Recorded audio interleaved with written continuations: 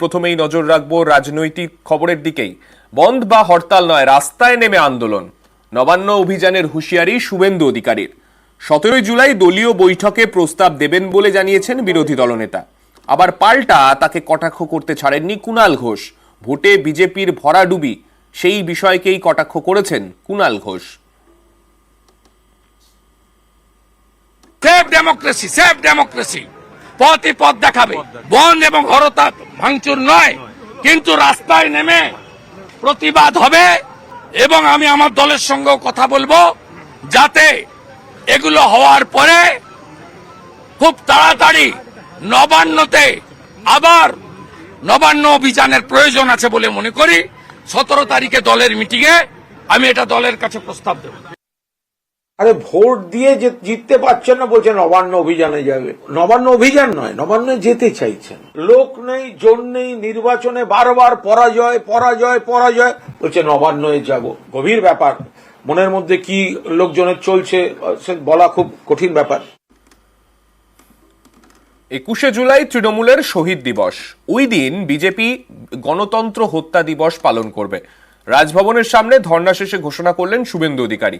আবার গা ঘাসাঘাসি করে প্রচারে থাকার চেষ্টা, বলছেন তৃণমূল নেতা কুণাল ঘোষ। আমরা 21শে জুলাই গণতন্ত্র হত্যা দিবস পালন করার জন্য আহ্বান করছি। রাজ্যের সর্বত্র বেলা 1টার সময় গোটা রাজ্য জুড়ে গণতন্ত্র হত্যা দিবস সাধারণ জনগণ পালন করুন। As a leader of opposition representing 2,33,27,000 voters, আমি আপিল করছি আপনারা নামুন। আজকে মাঝে মাঝে কখনো কখনো কোনো দল জেগে ওঠে 21শে জুলাই অমুক করব, 21শে জুলাই তমুক করবো। আরে ভাই, 21শে জুলাইয়ের সঙ্গে তোমাদের কিসের সম্পর্ক? 21শে জুলাই মমতা বন্দ্যোপাধ্যায়ের সৈনিকদের আত্মবলিদানের দিন, এবং এই 21শে জুলাই দিনটা বাংলার এবং দেশের রাজনীতির একটা দিক নির্দেশ করে। যুগে যুগে সেটা দেখা গেছে। ফলে এইটাকে নকল করার জন্য এর সঙ্গে একটু গা ঘেঁষাঘেঁষি করে চললে যদি প্রচার পাওয়া যায়, সেই জন্য এই দিনটার সঙ্গে জুড়ে কেউ কেউ সস্তা প্রচারের চেষ্টা করেন। রায়গঞ্জ রানাঘাট দক্ষিণের উপনির্বাচনে ঝামেলার অভিযোগে সরব শুভেন্দু। আগামী 19শে জুলাই 2 আসনে কর্মসূচির ডাক বিরোধী দলনেতার। এজেন্টই দিতে পারেনি বিজেপি, তাই পদ্মের থেকে মুখ ফিরিয়েছেন ভোটাররা। ভোটে হেরে এখন কান্নাকাটি কেন, প্রশ্ন তুলে পাল্টা খোঁচা কুণালের। আগামী 19 তারিখ থেকে রানাঘাট দক্ষিণ রায়গঞ্জে যে ভোটাররা ভোট দিতে পারেননি, যাদের বাড়ি ভোটের দিন আগের দিন আক্রান্ত হয়েছে, তাদের কাছে বিরোধী দলনেতা পৌঁছাবে, তাদের পাশে বিরোধী দলনেতা পৌঁছাবে। একজনকে দেখাতে পারবেন বাই ইলেকশনে যিনি বলছেন যে আমি ভোট দিতে গেছি অথচ আমায় ভোট দিতে দেওয়া হয়নি? শুভেন্দুবাবু জেনে রাখা উচিত, আপনার ক্যান্ডিডেট মানিকতলার কল্যাণ চৌবে, ওনার হাতে কোনো অভিযোগ ছিল না বলে উনি স্ক্রুটিনিতে যাননি। আপনারা তো এজেন্টই অর্ধেক দিতে পারেননি। ভোটার আশা করেন কি করে যে ভোট দিতে যাবে? কোথাও তৃণমূল কাউকে বার করে দেয়নি। ভোটার আপনাদের প্রতি বীতশ্রদ্ধ। আপনাদের ভোটার নয় আপনাদের ভোট দেওয়ার জন্য রাস্তায় নামেনি, অথবা বুথে গেলেও তৃণমূলকে ভোট দিয়েছেন। ফলে এখন এসব কান্নাকাটি করে লাভ আছে? উপনির্বাচনেও ভোট লুটের অভিযোগে সরব শুভেন্দু অধিকারী। যারা ভোট দিতে পারেননি তাদের জন্য পোর্টাল চালুর ঘোষণা শুভেন্দু অধিকারীর। সাজিয়ে গুছিয়ে মিথ্যে অভিযোগ করানো হবে পোর্টালে, কটাক্ষ কুণাল ঘোষের। আমি আগামীকাল এলপির একটা পোর্টাল চালু করব, যেখানে লোকসভা এবং বাই ইলেকশনের 4টে কেন্দ্রে আপনি ভোট দিতে পারেননি, আপনাকে ভোট দিতে দেওয়া হয়নি, আপনি নাম রেজিস্ট্রেশন করবেন। তারপরে আপনাদের নিয়ে সব সাংবিধানিক প্রতিষ্ঠানে পৌঁছে যাওয়া, প্রয়োজন হলে রাষ্ট্রপতি মহোদয়ের দৃষ্টি আকর্ষণ করে, প্রয়োজন হলে উচ্চতর আদালতে গিয়ে বাবা সাহেব আম্বেদকর আপনাকে যে অধিকার দিয়েছেন সেই অধিকারকে প্রতিষ্ঠিত করার লড়াই আপনাদের বিরোধী দলনেতা শুরু করবে। বিজেপির যে পোর্টালের কথা শোনা যাচ্ছে, বলছে অভাব অভিযোগ জানাতে পোর্টাল করবে বিজেপি। প্রথম পোর্টালে নাম লেখাবেন দিলীপ ঘোষ। 5 বছর মেদিনীপুরে চাষ করার পর আমায় তুলে দেওয়া হয়েছে দুর্গাপুরে। দ্বিতীয় অভিযোগ অগ্নিমিত্রা পাল। দিলীপ ঘোষের ফেলে যাওয়া টিমটা আবার আমাকে হারিয়ে দিয়েছে। তথাগত রায় সেখানে লিখবেন কামিনী কাঞ্চন দিয়ে বিজেপি চলছে। দিলীপ বিজেপি বনাম সুকান্ত বিজেপি, এদের সমস্ত খেউড়ের জায়গায় পরিণত হবে ওদের ওই পোর্টাল।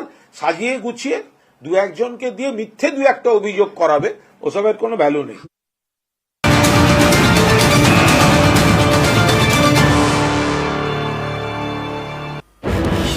হারিয়াদহের ঘটনায় মূল অভিযুক্ত জয়ন্ত সিং এর বিরুদ্ধে আরও অভিযোগ।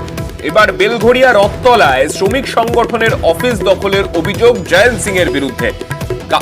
কামারহাটি পুরসভার কাছে বিধানচন্দ্র রায় শ্রমিক ভবন নামে শ্রমিক সংগঠনের কার্যালয়, সেই কার্যালয়টি দখলের অভিযোগ। এমনই অভিযোগ করেছেন তৃণমূলের কাউন্সিলর। আমাদের সঙ্গে রয়েছেন আমাদের প্রতিনিধি সুবীর। সুবীরের থেকে আরো বিস্তারিত জানতে চাইবো, ঠিক কি হয়েছিল সুবীর? দেখো, তোমাকে জানিয়ে রাখি, কামারহাটি পৌরসভার সামনে বিধানচন্দ্র রায় শ্রমিক সংগঠনের যে কার্যালয়, সেটা দীর্ঘদিন ধরে সেখানে রয়েছে এবং সেখান থেকে কিন্তু বিভিন্ন কাজ পরিচালনা করতেন স্থানীয় কাউন্সিলর বিমল সাহা।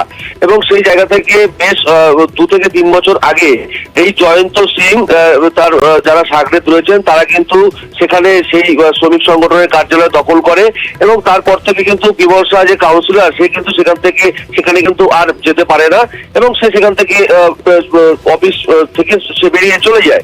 এবং তারপরে বিভিন্ন অপরাধে এই জয়ন্ত সিং যখন গ্রেপ্তার হয়, তারপরে কিন্তু জয়ন্ত সিং এর বিরুদ্ধে মুখ খুলেছেন স্থানীয় কাউন্সিলর বিমল সাহা।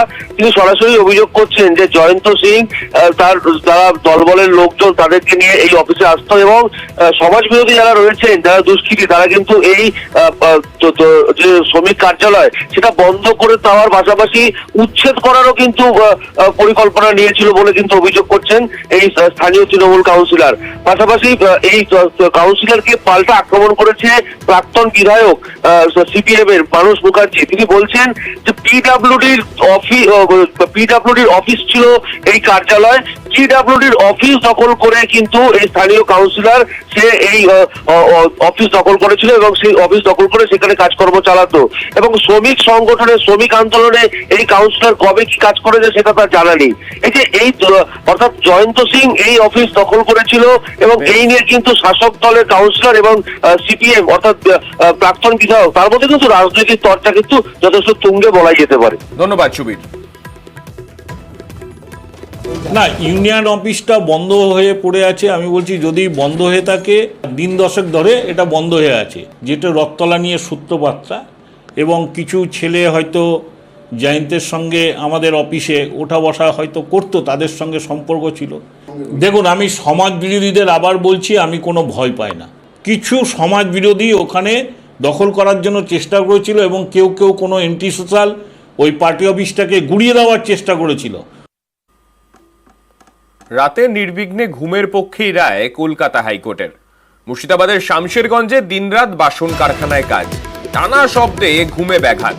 হাইকোর্টে সেই নিয়ে একটি জনস্বার্থ মামলা দায়ের করেন শামশেরগঞ্জের ভাসাই পাইকার গ্রামের কয়েকজন বাসিন্দা। অভিযোগ, বাড়ি তৈরির জন্য ওই জমি দেওয়া হয় ফারাক্কা ব্যারেজ তৈরির সময় জমিহারাদের। সেই জমিতেই কারখানা তৈরি হয় বলে দাবি মামলাকারীদের। মামলায় নির্বিঘ্নে ঘুমের পক্ষেই রায় দেয় আদালত। 15 দিনের মধ্যে বাসন কারখানা সরানোর নির্দেশ। দূষণ নিয়ন্ত্রণ পর্ষদের অনুমতি নিয়ে অন্যত্র সরার নির্দেশ। আপাতত বাসন কারখানার উৎপাদন বন্ধ রাখার নির্দেশ প্রধান বিচারপতির বেঞ্চের।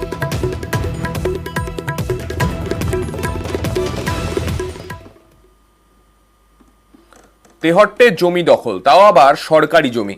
এর জেরে সরকারি প্রকল্পের কাজও থমকে। চাঞ্চল্যকর অভিযোগ বিজেপির পঞ্চায়েত প্রধানের। সরকারি জমি দখলমুক্ত করতে পদক্ষেপের নির্দেশ দিয়েছেন নদিয়ার অতিরিক্ত জেলা শাসক। এদিকে চন্দ্রকোনায় দখল হওয়া জমি উদ্ধার করল পুরসভা এবং ভূমি ও ভূমি রাজস্ব দপ্তর।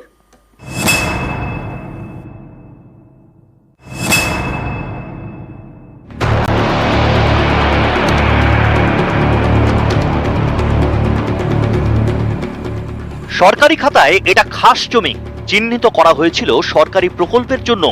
এই জমি জবরদখল হয়ে গিয়েছে, তৈরি হচ্ছে কংক্রিটের বাড়ি। এ ছবি নদিয়ার তেহট্টের। তেহট্টের শ্যামনগর গ্রাম পঞ্চায়েত বিজেপি পরিচালিত পঞ্চায়েত। এলাকাকে সাফসুত্র রাখতে সম্প্রতি তারা উদ্যোগ নেয়। ঠিক হয় সরকারি খরচে তৈরি হবে সলিড ওয়েস্ট ম্যানেজমেন্ট প্ল্যান্ট। এর জন্য জমি প্রয়োজন। সরকারি জমি পেতে তেহট্টের ভূমি ও ভূমি রাজস্ব দপ্তরে আবেদন করে শ্যামনগর গ্রাম পঞ্চায়েত। সেই মতো জমি চিহ্নিত করা হয়। সম্প্রতি সেই জমি দেখতে যান পঞ্চায়েতের আধিকারিকরা। দেখেন সরকারি জমিটি দখল হয়ে গিয়েছে, তৈরি হচ্ছে পাকা বাড়ি। অভিযোগের আঙুল স্থানীয় 4 তৃণমূল কর্মীর দিকে। ঘর করতে লাগলো যে ঘর করলে আর ভাঙাইতে পারবে না, জোর দখল। টিএমসির পার্টি এখন জোর দখল করি ঘর করলি তৃণমূল নেতা, ওরা ওদের ব্যবসা। এখন ওদের এখন হাতে ক্ষমতা আছে, এখন গেলি তো কেস খামারি করবি।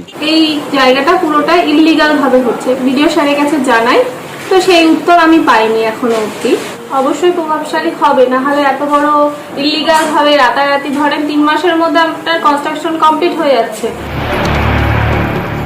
সরকারি জমি দখলমুক্ত করতে ব্লক অফিসে অভিযোগ জানান বিজেপির পঞ্চায়েত প্রধান। বিএলওর এনকোয়ারি রিপোর্ট আমাদের পাঠিয়েছে। বিএলওকে বলা হয়েছে ওটা নিয়ে এফআইআর করতে এবং এভিকশনের জন্য যে অ্যাক্ট আছে সেই অনুসারে আইনানুগ প্রসেস চালু করার জন্য এসডিওকে ওটা জানানো হয়েছে। তো বিএলওর এসডিওটা দেখছে, আমরা এটা খুব তাড়াতাড়ি এভিকশন করব। অ্যারেস্টও করেছিল যারা যারা এই জমি দখল করেছে এবং তারা লিখিত দিয়েছে আমরা জমি করব না, যে যা খুশি দখল করবে, লুট করবে, নিয়ে যাবে, সে তৃণমূল হোক, বিজেপি হোক, সিপিএম হোক, আমরা কোনোটাই সমর্থন করি না। পশ্চিম মেদিনীপুরের চন্দ্রকোনা পুরসভার গোসাই বাজার, এখানে দখল হয়ে যাওয়ার সরকারি জমি উদ্ধার করল ভূমি ও ভূমি রাজস্ব দপ্তর এবং পুরসভা। বসানো হয়েছে সরকারি বোর্ড।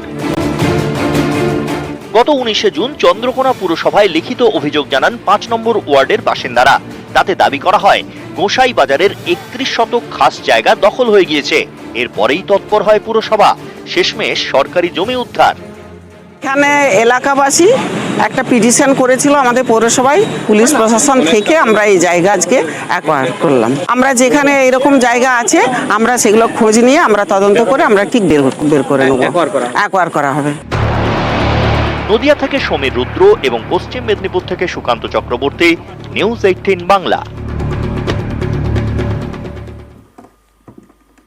ডুয়ার্সে মাফিয়ার দৌরাত্ম্য, কোথাও নদীর বুকে নামানো হয়েছে আর্থ মুভার, কোথাও ট্র্যাক্টর, তারপর অবাধে বালি আর পাথর চুরি।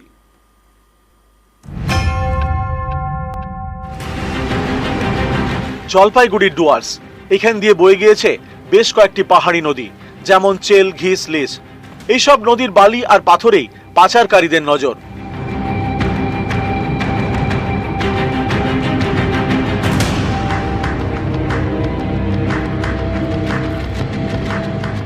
এখন বঙ্গে বর্ষা। জলপাইগুড়ি জেলা প্রশাসন নোটিশ দিয়ে জানিয়েছে 1 জুলাই থেকে নদীর বালি পাথর তোলা যাবে না।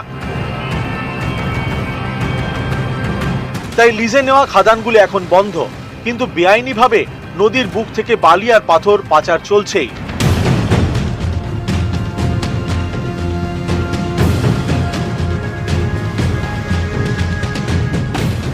মালবাজারের গা ঘেঁষে বয়ে গিয়েছে ঘিস নদী।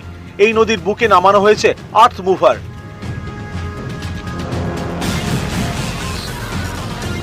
বেআইনিভাবে নদী থেকে তোলা হচ্ছে বালি আর পাথর, তারপর ডাম্পারে ভর্তি করে পাচার। এটা চেল নদী। এই নদীতে নামানো হয়েছে ট্রাক্টর, তাতেও তোলা হচ্ছে বালি আর পাথর।